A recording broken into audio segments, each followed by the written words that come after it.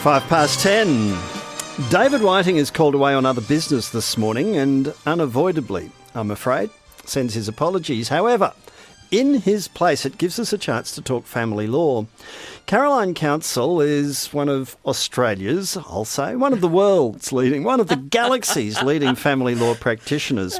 She's a specialist and has been an office holder in all the relevant family law committees and the like for many years, and has generously agreed to come in today to take your calls. 1300 222 774, specifically today, exclusively family law. 1300 222 774. Caroline, good morning to you. Good morning, John. There's been some remarkable decisions about prenuptial agreements, or I'm not sure if there's another name for them these days. Well, we call them financial agreements, right, which are often mislabelled binding because, if anything, what recent case law has illustrated to all of us is that binding is not necessarily the case, but it's financial agreement, and the whole idea is to oust the jurisdiction of the family court. So let's go to the very, very Sure. beginning, and let's assume people don't understand the jargon. So two people enter into a contract about what will happen if their relationship comes to an end. That's right. So Okay.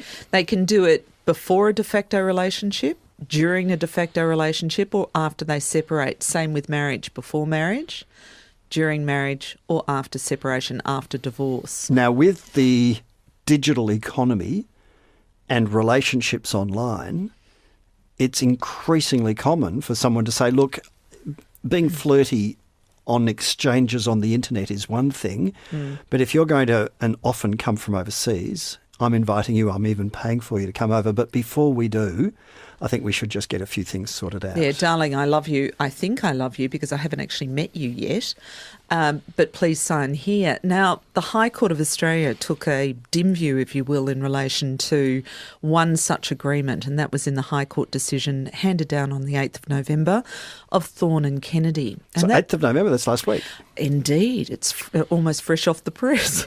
So what are the facts in this? What happened? That involved a much younger Eastern European woman with virtually no assets, and a much older, so she was about mid-30s, he was 67 at the time that they married. They started a relationship online. He was a man of significant wealth. Absolutely, somewhere between $18 to $20 million.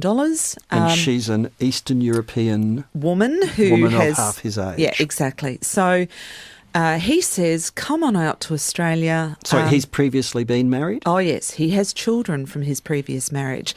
And the dispute ultimately ends up being between his children because during this dispute, he dies. So she comes to Australia.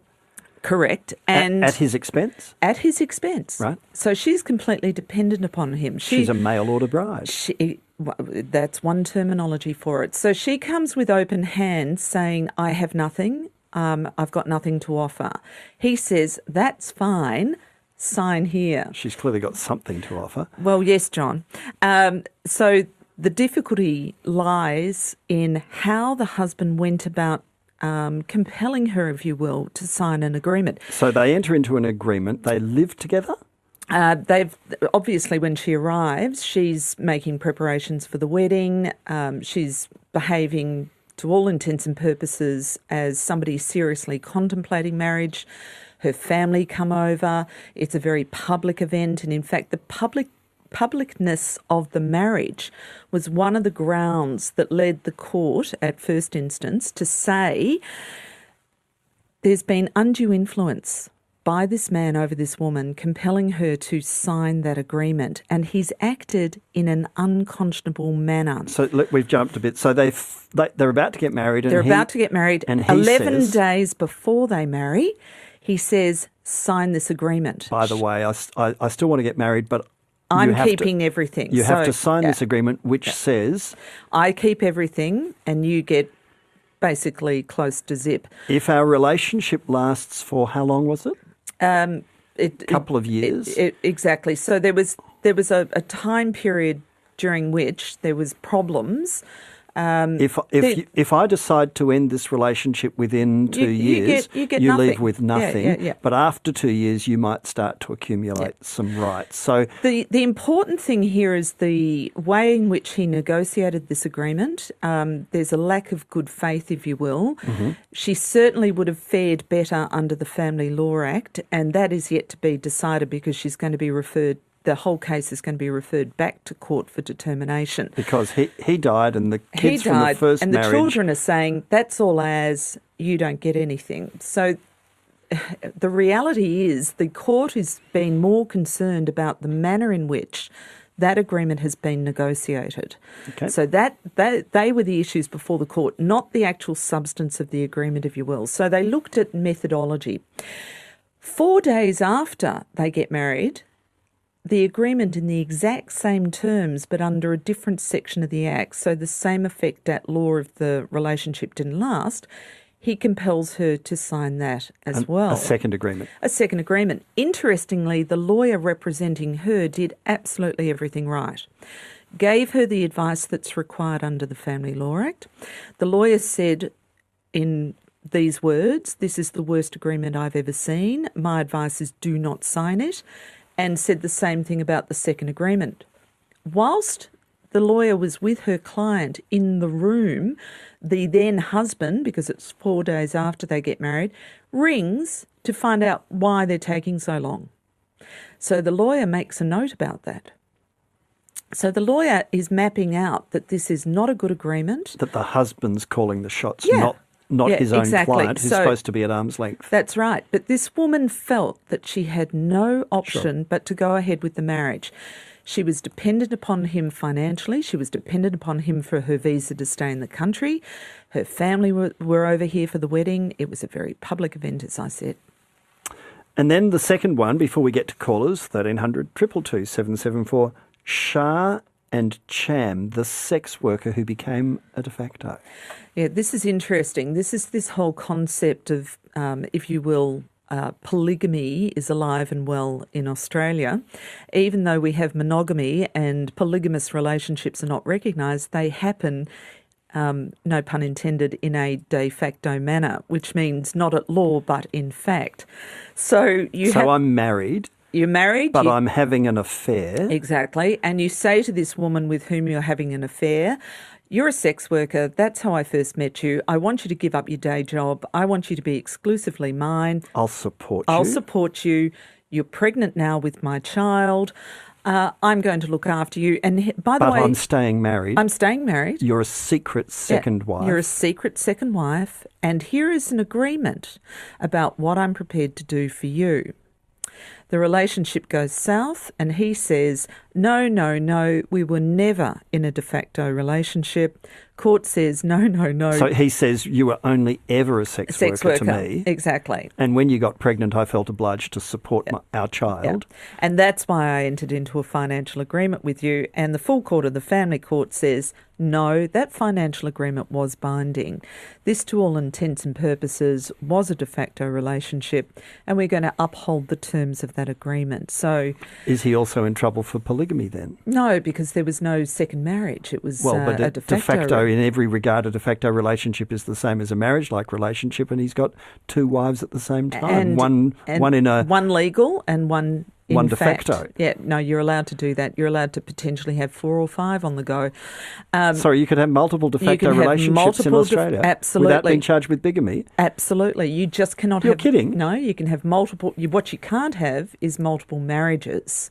How bizarre. You can be married multiple times. In the context of the same-sex marriage debate, it's interesting the definition of marriage is so fluid. Well, this is it. And what is a de facto relationship? So anybody that's out there in the middle of a contest about a de facto relationship, my advice is be very, very careful about what you admit to.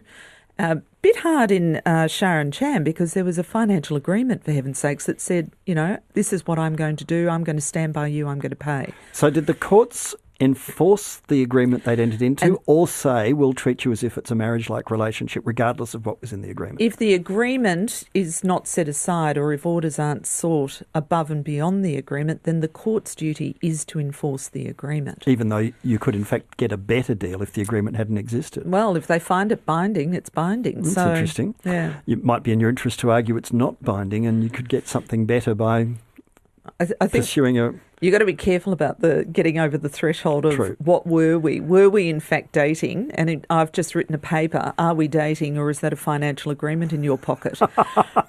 When do you go from dating to something other than under the Family Law Act? And on the 1st of March 2009, a whole lot of Australians woke up oblivious to the fact that property rights under the Family Law Act had been encompassed by that Act, and that the Act behaves very much the same way in fact, exactly the same way except for one element, and that's maintenance, as for a married couple. Maintenance is an obligation between a husband and wife the moment they marry. Maintenance as between a de facto couple only starts when they separate. But apart from that, exact same law applies. 1300 222 774 if you'd like to join in. Got a great text message here. When I got divorced, my mother researched the best family lawyer, and Caroline was regarded by many as the best, and she then recommended her to my ex. I can vouch for it. Yes, no greater referral is when people you've been opposed to say. 1300 222 774, specifically family law questions with accredited specialist family lawyer Carolyn Counsel in the studio to answer your questions today. Let's start with John in Maidstone, and good morning to you, John.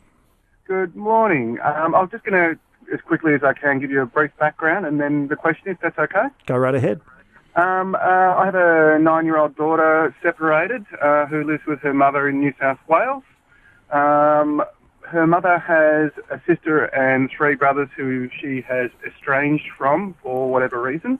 I still have a very good relationship with her siblings, but she has told me literally that I cannot take her daughter to visit with her own family. Can she legally tell me this? It depends. If there's a set of orders restraining you from allowing your 9-year-old to come into the company of named adults, then that is problematic. But she does not have wholesale rights, if you will. The only person that has rights in this situation is your 9-year-old daughter. What your ex-partner's relatives can do is actually seek an order gaining some time with their niece or granddaughter, so they have the ability to commence an application, or at least to seek mediation, because in relation to children's matters in Australia, you first have to undertake mediation. Is there a court order, John? There are no orders. Well, I'd say you could suck it and see. That would result in her, I'd imagine, trying to bring an application. As I say to people, how enforceable is this? Are you going to sit your 9-year-old daughter down and cross-examine her as to what Daddy did with them during the time that they had with Daddy? It's not in the best interest of the children to do this. If the mother has legitimate reasons why, it is not in the best interest of the daughter to come into contact with members of her family. That's one thing. If it's just her personal preference, that's another, and I'd say that she's got difficulties. Does that answer all your questions, John? Hello, John? Oh, don't know what's happened there. I hope it was of help to you, and thank you. Amin in Truganina. Good morning to you, Amin. You're through to Carolyn Counsel. A very good morning. Yeah, let me give you a brief background of what I'm asking for. This is on behalf of my friend. She's abroad now. She traveled abroad to settle a dispute with her partner. However, her partner has taken the passports of her kids, so he's not giving the passport back. She wants to travel back to Australia. So how she can get a duplicate passport for her kids? Who has the passports, Amin? The passport is with him, with right. her partner at the moment, but he's refusing. He's refusing that he has the passport. And where are the children? With her or with all him? of them? All of them are in India now. The kids are with her.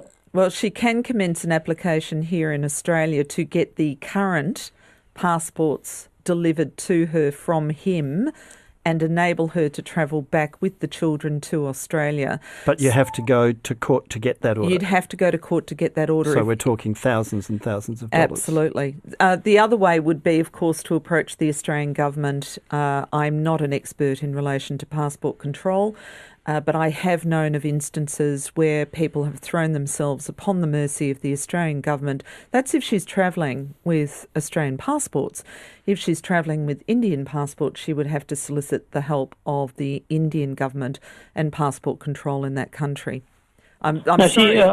Her passport is with Australia. It's an Australian passport. All right. Well, I would say that there are legitimate current passports because, of course, you can't willy-nilly obtain multiple passports for citizens in Australia, or those entitled to passports. So I'd say that she would have to make an attempt to get those original current passports from him, and failing that, she should seek the help of the Australian government. Okay. Can I file a case here in Australia? She would need to commence the case here in Australia. This is where the man is. This is where the passports are. Okay. All right, I'm in. Thanks. All right. Good luck with that. And Bernadette and Pakenham, you're through to Caroline. Oh, hi. So I'm awfully nervous about this. I want to know what it would take to prove parental alienation to the court. What would the court accept? Sorry, to prove what, Bernadette? Parental alienation, as in one party is poisoning the children against me.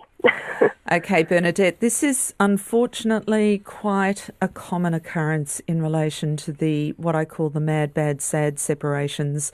This is where people use their children potentially as pawns in a game and turn children against one parent. Sometimes the damage is so complete, the concept of reintroduction to the other parent is a very difficult and very fraught scenario. I'm actually the primary custodian. But he's spending his time with the children, poisoning them against you. That's exactly right. That's exactly right. The last person that should be making that accusation indeed should be you. Okay. As I say to my clients, what the court doesn't want to hear is from you accusing the father of doing this. What you need are experts to actually come to that conclusion, if that is a conclusion that they can find. So often in the running of a court matter, experts are involved to sit down with the family, individual family members, and find out what's really going on. Sometimes you can also involve psychologists outside the court system, but of course the father would have to consent to that. Well, I actually have her seeing a psychologist and the father is interfering to the max with that as well. All right, well, this sounds unfortunately like it might be heading back to court because these issues need to be aired properly and thoroughly, and we need to make sure that the right people are in fact working with the children to prevent that alienation from occurring. But you can't do it without expert evidence, and the court of its own volition will appoint a family report writer to inform the court about the dynamic that's actually going on with your family. Okay, well, I mean, we have all that, and I've had a family report written before, and that was, 26 pages of firm fence sitting. So the father and I got sent off to a forensic psychiatrist, but nobody seems to be taking that report seriously either. Yeah, it's a question of then the competing experts giving that evidence to the court. Thanks for phoning, Bernadette. Good luck. It's certainly an area that was relatively rare, but seems to be coming up, Caroline, more and more often. Absolutely. It's particularly in the court. We've got to remember that the community has been very good, including lawyers, including family relationship centres. We've actually been very good at resolving most matters. So only the worst of the worst go to final hearing, and people forget that. In breaking news, because John Alexander, the member for Bennelong, has had to stand aside and has offered himself up for re-election as the candidate for Bennelong, which is John Howard's old seat that he lost to Maxine McHugh, it's just been announced that the former New South Wales Premier Christina Keneally will be the Labor Party candidate against John Alexander. So former Premier of New South Wales, Christina Keneally, will be the Labor candidate against John Alexander in the inner Sydney seat of Bennelong. John Howard's old seat, Maxine McHugh, took it off John Howard. Then John Alexander, the tennis champ, took it off Maxine McHugh. And now Christine Keneally will run against a newly renounced from dual citizenship John Alexander in a startling development that's just been announced up in New South Wales. Politics, it's like the magic pudding, the gift that keeps on giving. John in Creswick. Morning to you, John. Good morning, John. Good morning, Carolyn. Hi, John. How are you? Not bad, thank you. De facto marriage duration of about 14, 15 years approximately, finished. And I'm not certain about exactly when, because after we parted, we would stay at each other's place on alternate weekends for quite some time, a matter of years. And anyhow, she ended up with my dog, and I've tried to get the dog back, and I went to the local legal aid, and the solicitor there wrote to her, and she wrote back saying that she knows that I have a moderate asset, and if I continue to go her for the dog, she will take the matter to the Family Law Act, to the Family Court. Yep. Law Court to get half of my moderate asset. Now, so, John, yes? Just a question. Is the dog registered in your name or her name? He was in my name when she took control of him. In other words, has she now registered the dog in her name? I don't know. Well, my advice would be to re-register the dog with your local council to ensure that you are the paid-up owner of that dog officially. And I hate to say it, but without using violence or force, you might want to use a bit of self-help. You can't break into the premises, you can't break onto her property, but you can certainly try and encourage the dog to come to you. And a dog, in terms of ownership, it's going to be proof of registration, who is actually the owner of the dog. So I'd be obtaining registration, making sure that you've got the legal basis on which to say this is actually my dog. It's not the only case involving dogs, but normally it's peripheral where people have assets and they're fighting over a whole swag of things, and they use it as an emotional pawn in much the same way that unfortunately some people use their children. But for some people, their pets are their children. Absolutely, and it's their concept of family. So. And I'm equally guilty of that with my mutts. So, John, good luck with it. But I caution you about going to court because, of course, the expense of going to court is going to far outweigh your exposure to her in terms of her claims. Yes. But I'd say a bit of self-help, but be on the right footing first and ensure that the dog is registered legally as your dog. So, John, you can try and hound her. No, I don't think so. I don't think that'd be a good idea. No, we're definitely, that was a pun. He's definitely not advising that you start harassing or haranguing. Otherwise, you could find yourself at the end of an intervention order. Yeah, which you don't want to do either. So you don't want to do that. Is your dog microchipped? Yes. And who's registered on the microchip? Because we were slack in doing things, it's the original owner. But we didn't change it over. You need to do that as well. Into your name. You need to change the microchip over to your name, and you need to register the dog with the council. In your name. Thank you very, very much. All right, good luck with that, Well, it was at the time she took him. And then, where will the dog be happiest is the question, in the same way as with me. You would say that, but she might say the opposite. No, it's a bit like the previous question, isn't it? Yeah, it's a very tricky one. Anyway, look, it's a deeply emotional issue, John, and I wish you luck with it, and I hope you can sort it out. Kathy in Upway, good morning to you. Oh, hi, John. Hi, Caroline. Hi, Kath. Straightforward question. Where there is a couple and one is dependent on the other, i.e. there's only one income earner, does that income earner have to give any money to the other one? If this is a de facto matter, I in fact referred to this earlier, Kath, the only time somebody is legally obliged to support another de facto partner is at the point of separation. When you're married, the gold band on the left hand signifies an obligation to support your partner, your spouse. But in a de facto matter, there has to be a separation that then triggers, and we're talking about law, not morality here, okay? A different kettle of fish. Morally speaking, if you're in a relationship, one would hope that it's healthy and viable and you are looking out for each other and helping and supporting each other. But at law, the obligation to support a de facto happens at the point of separation, and then you actually have to enforce that right under the Family Law Act.